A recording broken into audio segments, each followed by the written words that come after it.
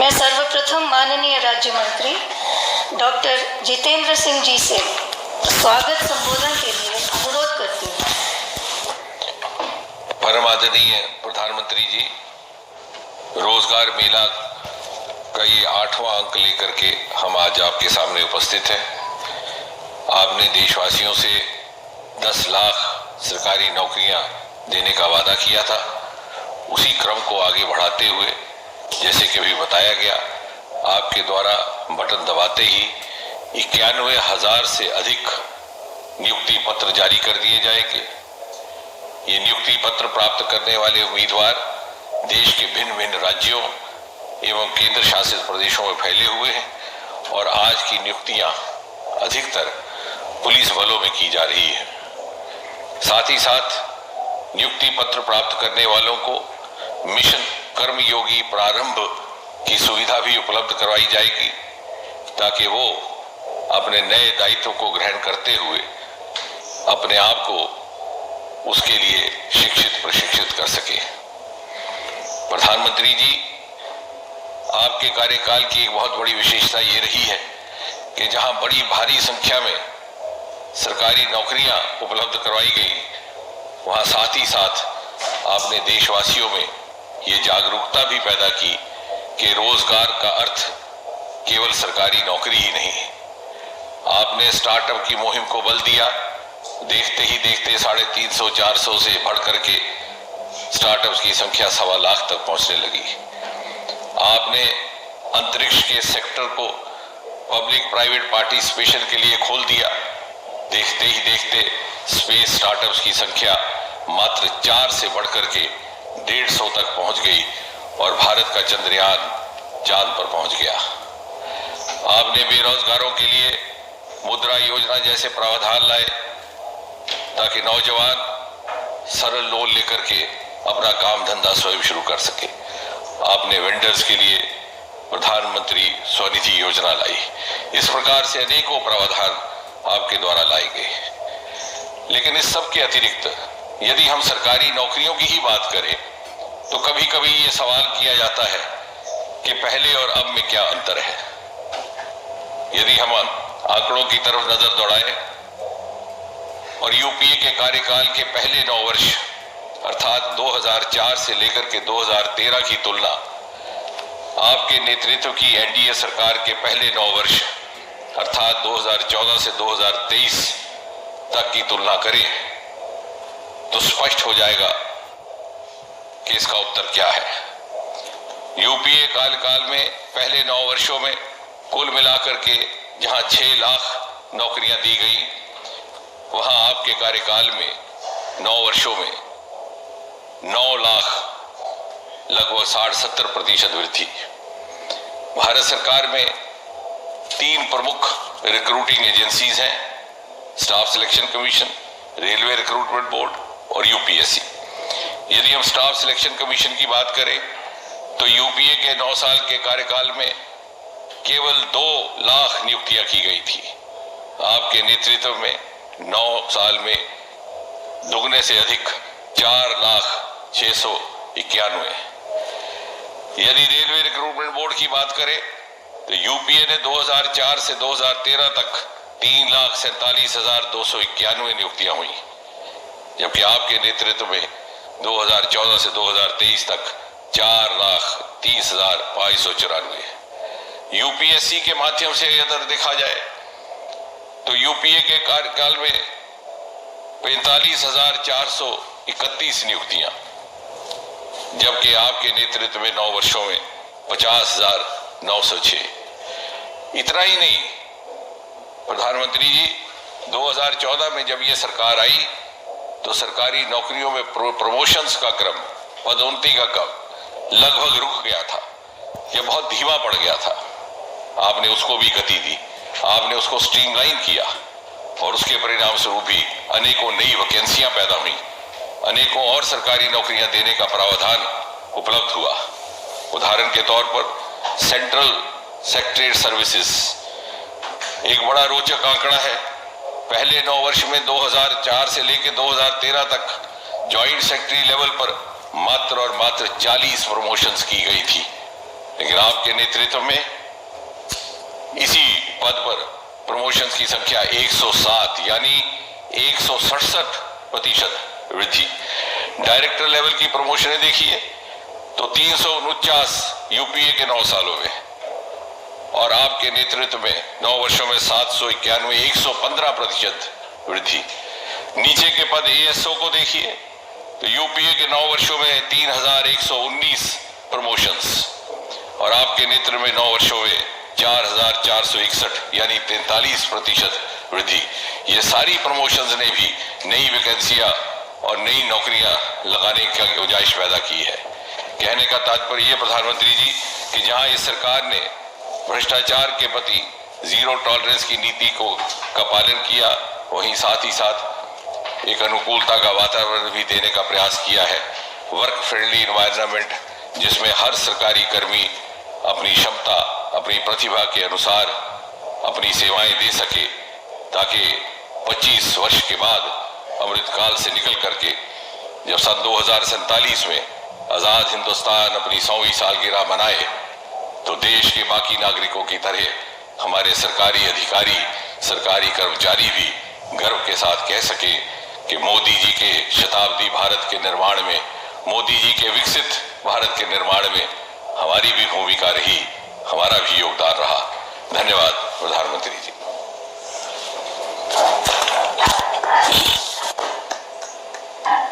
धन्यवाद माननीय मंत्री जी। रोजगार मेले की आज की कड़ी जहां एक और युवाओं के लिए नए अवसरों का संदेश लाई है, वहीं दूसरी ओर सुरक्षा और सुशासन की गौरव यात्रा के संदेश को भी लाई है। अमृतकाल की इस यात्रा को सब तक पहुंचाती प्रस्तुत है एक लघु फिल्म। भारत दुनिया की सबसे तेजी से बढ़ती इकोनॉमी, भारत दुनिया का सबसे युवा देश। मंत्री श्री नरेंद्र मोदी के कुशल नेतृत्व में तेजी से आगे बढ़ रहा है। नित नई ऊंचाइयां छूते भारत की बढ़ती ताकत है यहां की आकांक्षी और ऊर्जावान युवा शक्ति।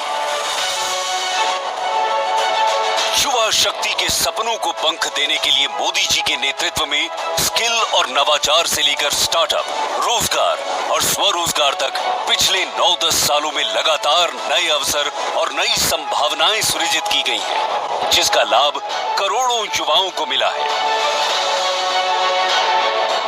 युवा शक्ति के सामर्थ्य से राष्ट्र निर्माण के लक्ष्य को जोड़ने के इन्हीं प्रयासों की श्रृंखला में एक अहम कड़ी बनकर उभरा है रोजगार मेला। रोजगार मेला के तहत सरल, समयबद्ध और पारदर्शी तरीके से भारत सरकार सहयोगी राज्य सरकारों के साथ मिलकर 10 लाख युवाओं को सरकारी नौकरियां देने के लिए संकल्पबद्ध प्रयास कर रही है। देश में चल रहा ये रोजगार अभियान पारदर्शिता और सुशासन, गुड गवर्नेंस दोनों का ही प्रमाण है। बीते वर्षों में जिस तरह बड़े पैमाने पर युवाओं को सरकारी नौकरी दी गई है, यह अभियान भी अपने आप में अभूतपूर्व है।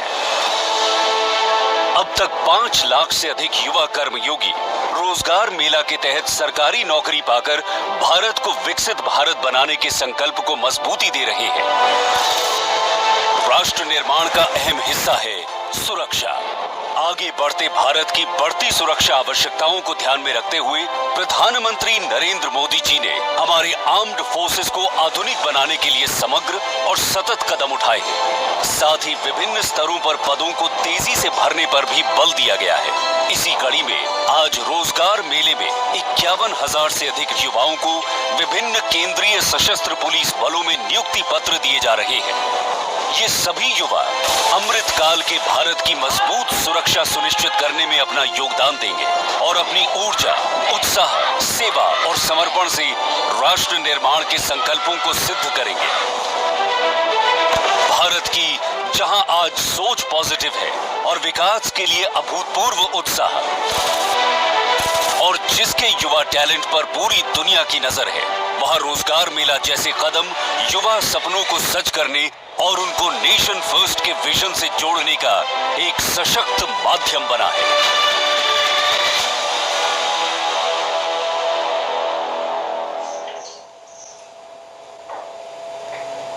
अब मैं आदरणीय प्रधानमंत्री जी से प्रार्थना करती हूँ कि वे रिमोट का बटन दबाकर नियुक्ति पत्रों के वितरण के इस महाअभियान का शुभारंभ करें।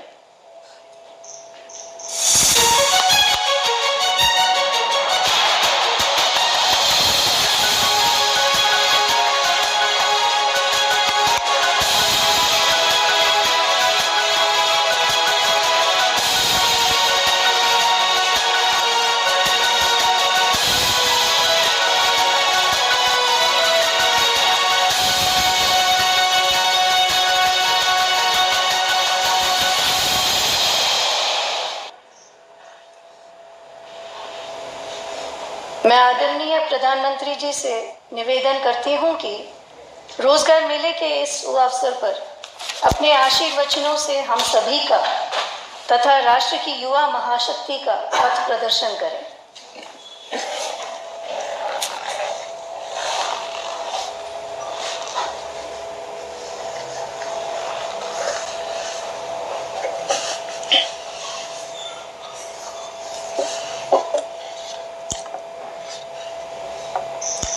नमस्कार।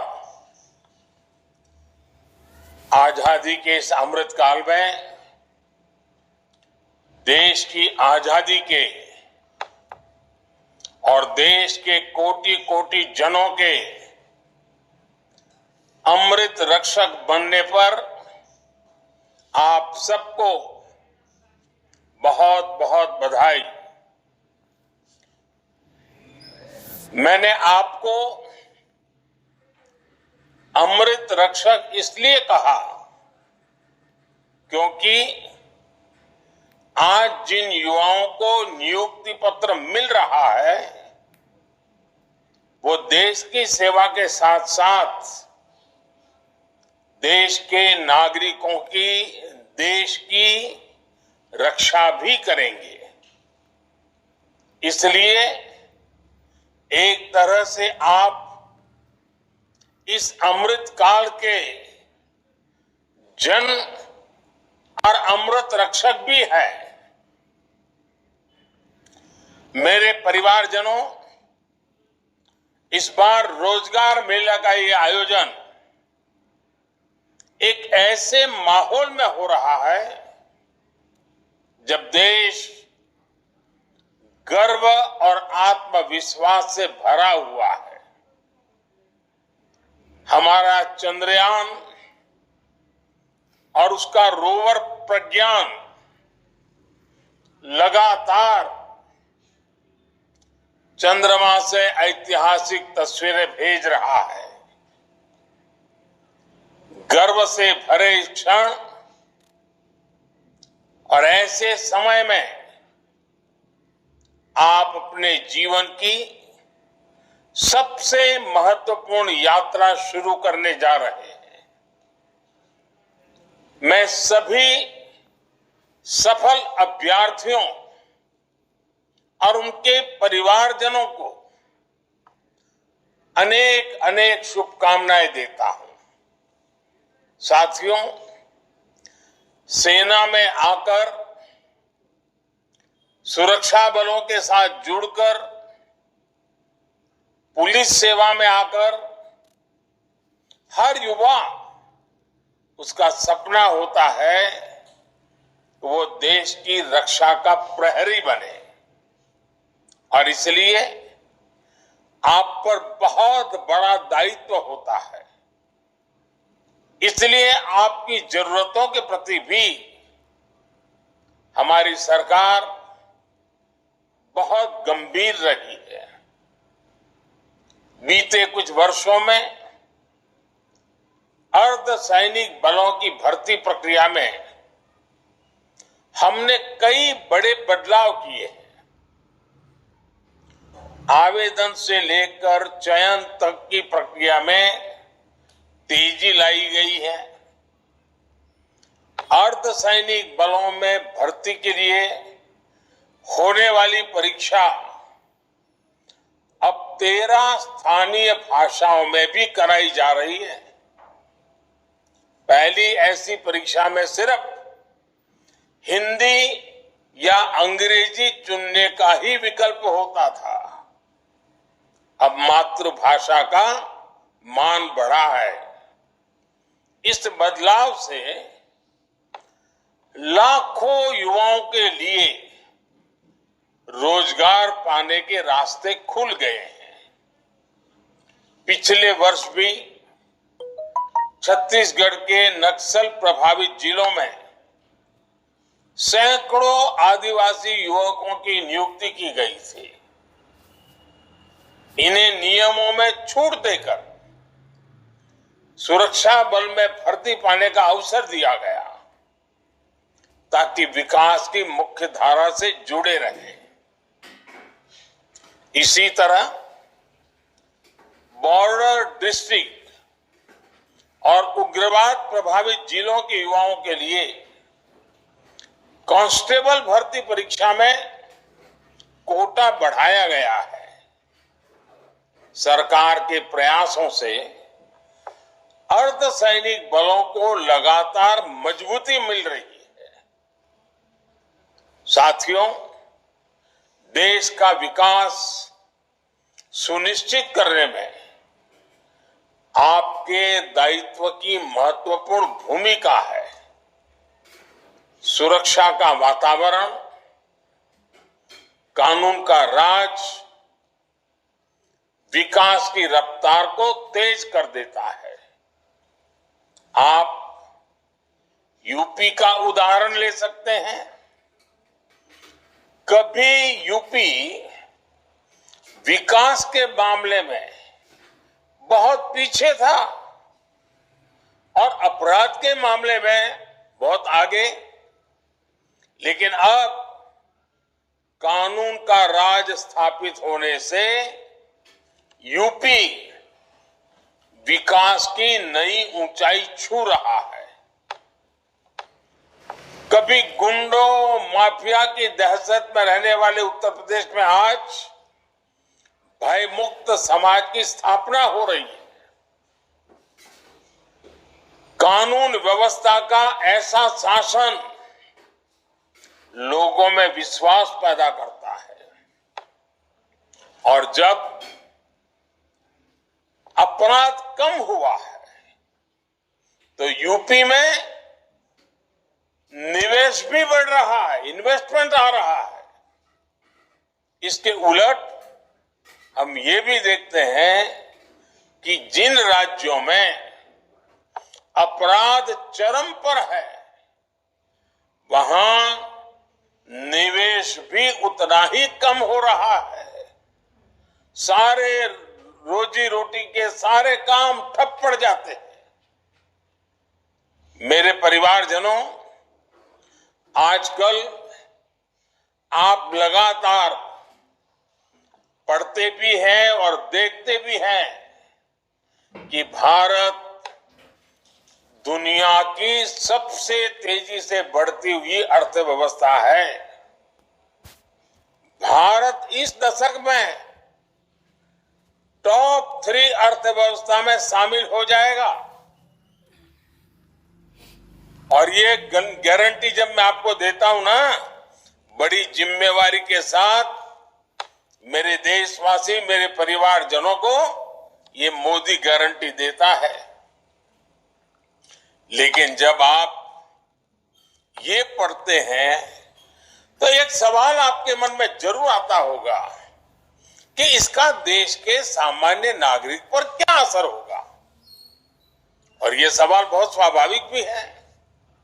साथियों, किसी भी अर्थव्यवस्था को आगे बढ़ने के लिए ये जरूरी है कि देश के हर सेक्टर का विकास हो। फूड सेक्टर से लेकर के फार्मा तक, स्पेस से लेकर के स्टार्टअप तक, जब हर सेक्टर आगे बढ़ेगा तो अर्थव्यवस्था भी आगे बढ़ेगी। आप फार्मा इंडस्ट्री का उदाहरण ले लीजिए। महामारी के समय भारत के फार्मा इंडस्ट्री की बहुत सराहना की गई। आज ये इंडस्ट्री 4 लाख करोड़ रुपए से ज्यादा की है और कहा यह जा रहा है कि 2030 तक भारत की फार्मा इंडस्ट्री करीब 10 लाख करोड़ रुपए की हो जाएगी। अब ये फार्मा इंडस्ट्री आगे बढ़ेगी तो इसका क्या मतलब हुआ? इसका मतलब ये हुआ कि इस दशक में फार्मा इंडस्ट्री को आज की तुलना में कई गुना ज्यादा युवाओं की जरूरत पड़ेगी। रोजगार के अनेक नए अवसर आएंगे। साथियों, आज देश में ऑटोमोबाइल और ऑटो कंपोनेंट्स इस इंडस्ट्री में भी बहुत तेजी से बढ़त देखने को मिल रही है। फिलहाल ये दोनों इंडस्ट्री 12 लाख करोड़ रुपए से ज्यादा की है। आने वाले वर्षों में इसके और बढ़ने की उम्मीद है। इस ग्रोथ को संभालने के लिए ऑटोमोबाइल इंडस्ट्री को भी बहुत सारे संख्या में नए युवकों की जरूरत होगी, नए लोगों की जरूरत पड़ेगी, रोजगार के अनगिनत अवसर बनेंगे। आपने देखा होगा कि इन दिनों फूड प्रोसेसिंग इंडस्ट्री के महत्व की भी काफी चर्चा होती है। भारत का फूड प्रोसेसिंग मार्केट पिछले साल करीब 26 लाख करोड़ रुपए का था। अब अगले 3-3.5 साल में ये सेक्टर करीब 35 लाख करोड़ रुपए का हो जाएगा। यानी जितना विस्तार होगा उतने अधिक युवकों की जरूरत पड़ेगी, उतने नए रोजगार के मौके खुल जाएंगे। साथियों, भारत में आज इंफ्रास्ट्रक्चर का तेजी से विकास हो रहा है। पिछले 9 साल में केंद्र सरकार ने 30 लाख करोड़ रुपए से ज्यादा इंफ्रास्ट्रक्चर पर खर्च किए हैं। इससे देश भर में कनेक्टिविटी का विस्तार तो हो ही रहा है। इसने पर्यटन और हॉस्पिटैलिटी सेक्टर में नई संभावनाओं को जन्म दिया है और नई संभावनाओं का सीधा मतलब है कि ज्यादा से ज्यादा रोजगार के मौके बनते जा रहे हैं। साथियों, 2030 तक हमारी अर्थव्यवस्था में टूरिज्म सेक्टर का योगदान 20 लाख करोड़ रुपए से भी ज्यादा होने का अनुमान है। माना जा रहा है कि अकेले इस इंडस्ट्री से 13 से 14 करोड़ लोगों को नए रोजगार की संभावना बढ़ने वाली है। इन सारे उदाहरणों से आप समझ कर सकते हैं कि भारत का विकास सिर्फ नंबर की रेस नहीं है। इस विकास का भारत के हर नागरिक के जीवन पर प्रभाव पड़ेगा। इसका मतलब है कि बड़ी संख्या में रोजगार के अवसर तैयार हो रहे हैं और इससे आय में बढ़ोतरी और क्वालिटी ऑफ लाइफ सुनिश्चित हो रही है। हम परिवार में भी देखते हैं ना, अगर हम किसान हैं अच्छी फसल हुई, ज्यादा फसल हुई, अच्छे दाम मिले तो घर के अंदर कैसे रौनक आ जाती है। कपड़े नए आते हैं, बाहर जाने का मन करता है, नई चीजें खरीदने का मन करता है। घर की अगर आय बढ़ी तो घर के लोगों के जीवन में भी बदलाव आता है। जैसे परिवार में है ना, देश में भी वैसा ही है। जैसे देश की आय बढ़ती है, देश की ताकत बढ़ती है, देश में संपत्ति बढ़ती है, तो देश के नागरिकों का जीवन संपन्न बनना शुरू हो जाता है। साथियों, पिछले 9 वर्षों के हमारे प्रयासों से परिवर्तन का एक और नया दौर दिखने लगा है। पिछले साल भारत ने रिकॉर्ड एक्सपोर्ट किया। ये संकेत है कि दुनिया भर के बाजारों में भारतीय सामानों की डिमांड लगातार बढ़ रही है। इसका मतलब है कि हमारा प्रोडक्शन भी बढ़ा है और प्रोडक्शन के लिए जो नए नौजवान लगे उसके कारण रोजगार भी बढ़ा है और स्वाभाविक है इसके कारण परिवार की आय भी बढ़ रही है। आज भारत दुनिया का दूसरा सबसे बड़ा मोबाइल फोन निर्माता देश है। देश में मोबाइल फोन की डिमांड भी लगातार बढ़ रही है। सरकार के प्रयासों ने मोबाइल मैन्युफैक्चरिंग को भी कई गुना बढ़ा दिया है। अब देश मोबाइल से आगे बढ़कर दूसरे इलेक्ट्रॉनिक गैजेट्स पर भी फोकस कर रहा है। आईटी हार्डवेयर प्रोडक्शन के लिए क्षेत्र में हम वैसी ही सफलता दोहराने वाले हैं जैसी मोबाइल के क्षेत्र में हासिल की है।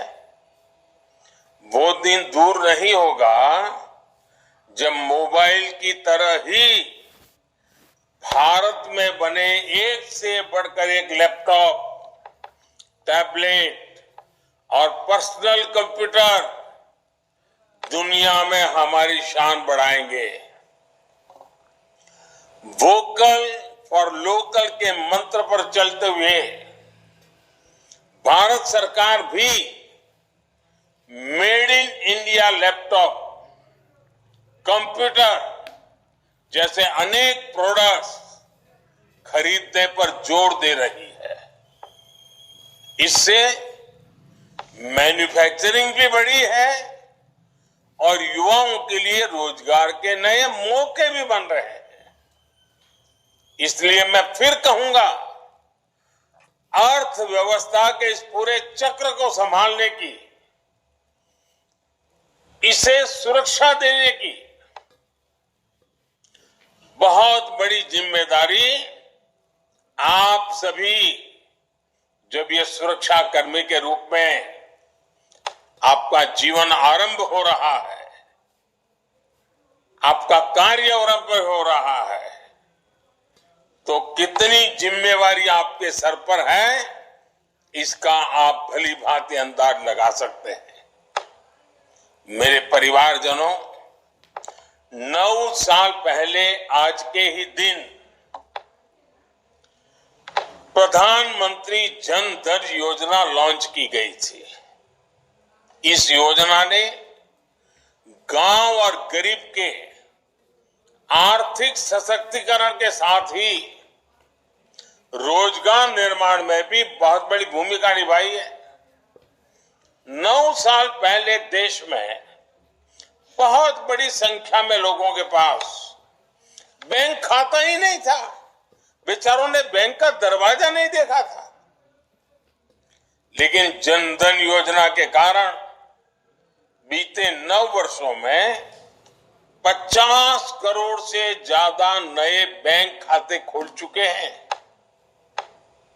इस योजना से गांव गरीब तक सरकारी लाभ सीधे पहुंचाने में तो मदद मिली ही है और साथ ही महिलाओं, दलितों, पिछड़ों, आदिवासियों के रोजगार और स्वरोजगार को इससे बहुत बल मिला है।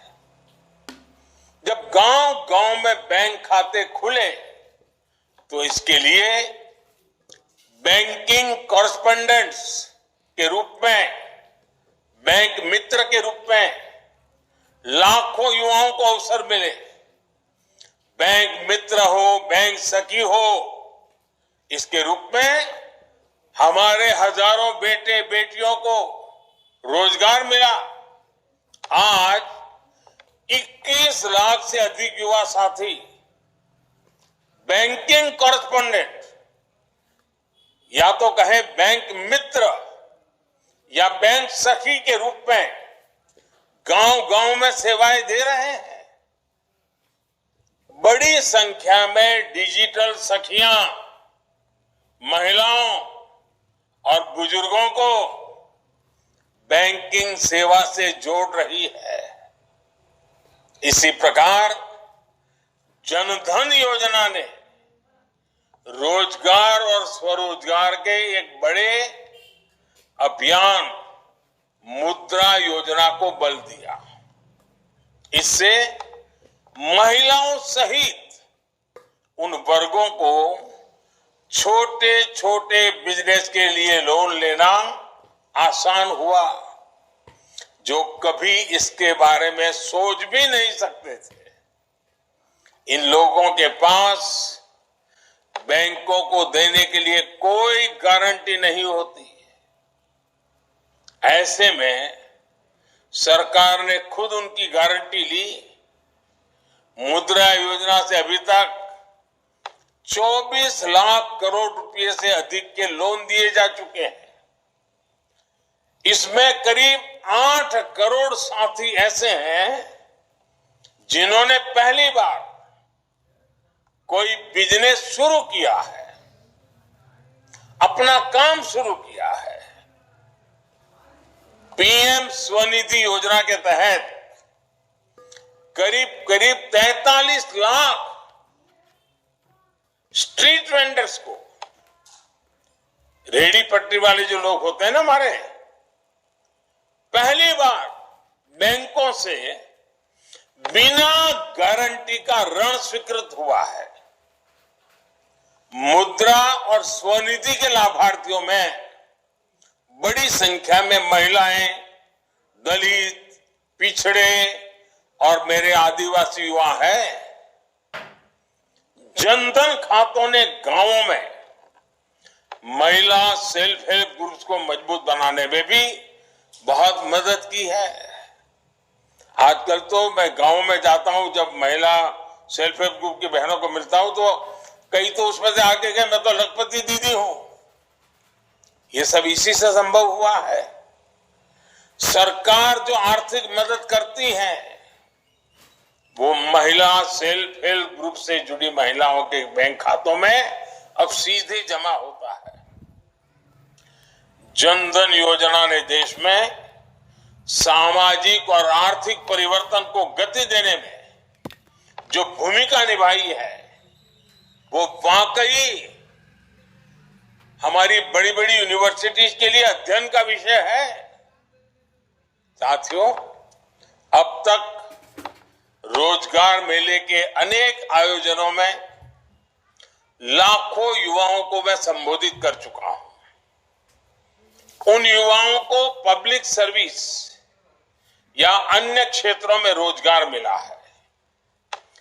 गवर्नमेंट और गवर्नेंस में बदलाव लाने के मिशन में आप सभी युवा मेरी सबसे बड़ी ताकत है। आप सभी उस पीढ़ी से आते हैं जहां सब कुछ बस एक क्लिक पर मिल जाता है। इसलिए आप समझ सकते हैं कि लोग हर सर्विस की तेज डिलीवरी चाहते हैं। आप अच्छी तरह जानते हैं कि आज की पीढ़ी समस्याओं का टुकड़ों में समाधान नहीं चाहती, उन्हें स्थायी समाधान चाहिए। इसलिए पब्लिक सर्वेंट्स होने के नाते आपको ऐसे फैसले लेने होंगे, ऐसी जिम्मेवारियां निभानी होगी, हर पल ऐसे तैयार रहना होगा जो लंबे समय तक लोगों के लिए फायदेमंद हो। आप जिस पीढ़ी से संबंध रखते हैं वो कुछ हासिल करने का इरादा रखती है। ये पीढ़ी किसी का फेवर नहीं चाहती, वो बस ये चाहती है कि कोई उनके रास्ते का रोड़ा ना बने। इसलिए पब्लिक सर्वेंट्स के तौर पर आपके लिए ये समझना बहुत आवश्यक है कि सरकार जनता की आकांक्षाओं को पूरा करने के लिए हमेशा जनता की सेवा के लिए है। आप ये समझते हुए काम करेंगे तो कानून व्यवस्था को बनाए रखने में भी आपको बहुत मदद मिलेगी। साथियों, अर्धसैनिक बलों में अपनी महत्वपूर्ण जिम्मेदारी को पूरा करने के साथ साथ आप सीखते रहने की प्रवृत्ति को भी बनाए रखें। आप जैसे कर्मयोगियों के लिए आई गॉट कर्मयोगी पोर्टल पर 600 से ज्यादा अलग अलग कोर्सेज उपलब्ध है, सर्टिफिकेट कोर्सेज है। 20 लाख से ज्यादा सरकारी कर्मचारियों ने इस पोर्टल पर रजिस्ट्रेशन कराया है। वो ऑनलाइन पढ़ाई कर रहे हैं, परीक्षाएं दे रहे हैं। मेरा आग्रह है कि आप सब भी इस पोर्टल से पहले दिन से ही जुड़ जाइए और पहले दिन से तय कीजिए मैं ज्यादा से ज्यादा कोर्सेज करूं, ज्यादा से ज्यादा सर्टिफिकेट कोर्स करूं, ज्यादा से ज्यादा सर्टिफिकेट प्राप्त करूं। और आप देखिए, जो सीखेंगे, जानेंगे, समझेंगे, वो सिर्फ एग्जाम के लिए नहीं है, आपके जीवन में उत्तम से उत्तम ड्यूटी करने के लिए है। एक श्रेष्ठ अफसर बनने का सामर्थ्य उसमें पड़ा हुआ है। साथियों, आपका क्षेत्र यूनिफॉर्म की दुनिया का है। मैं आप सबसे आग्रह करूंगा, फिजिकल फिटनेस में जरा भी कॉम्प्रोमाइज मत कीजिए, क्योंकि आपका काम समय के बंधनों में बंधा हुआ नहीं होता है। मौसम का हर मार आपको झेलना पड़ता है। फिजिकल फिटनेस ये आपके विभाग में काम करने वालों के लिए बहुत जरूरी है। फिजिकल फिटनेस से ही आधा काम तो यूं ही हो जाता है। अगर आपके ढंग से आप खड़े हैं तो कानून व्यवस्था संभालने में कुछ करना नहीं पड़ता है, खड़ा रहना ही काफी हो जाता है। दूसरा मेरा मत है, आपकी ड्यूटी में तनावपूर्ण पल बहुत बार आते हैं। छोटी छोटी बात में तनाव आ जाता है। योगा ये आपके जीवन में नित्य प्रैक्टिस होनी चाहिए। आप देखेंगे एक संतुलित मन आपके कार्य के लिए बहुत बड़ी ताकत देगा। योगा ये सिर्फ फिजिकल एक्सरसाइज नहीं है, स्वस्थ मन के लिए, संतुलित मन के लिए और आप जैसे लोगों की ड्यूटी में तनाव से मुक्त रहने के लिए ये जीवन का हिस्सा होना बहुत जरूरी है। साथियों, देश 2047 में जब आजादी के 100 साल मनाएगा तब आप सरकार में बहुत उच्च पद पर पहुंचे होंगे। ये 25 साल देश के और ये 25 साल आपकी जिंदगी के कितना अद्भुत संयोग है। अब मौका आपको नहीं गंवाना है। अपनी पूरी शक्ति, सामर्थ्य, जितना उसका विकास कर सकते हैं करिए, जितना ज्यादा समर्पण कर सकते हैं करिए। जितना ज्यादा जन सामान्य के जीवन के लिए अपने जीवन को खपा दें, आप देखिए जीवन में एक अद्भुत संतोष मिलेगा, एक अद्भुत आनंद मिलेगा और आपके व्यक्तिगत जीवन की सफलता आपको संतोष देगी। मेरी आपको बहुत शुभकामनाएं हैं। आपके परिवारजनों को बहुत बहुत बधाई है। बहुत बहुत धन्यवाद।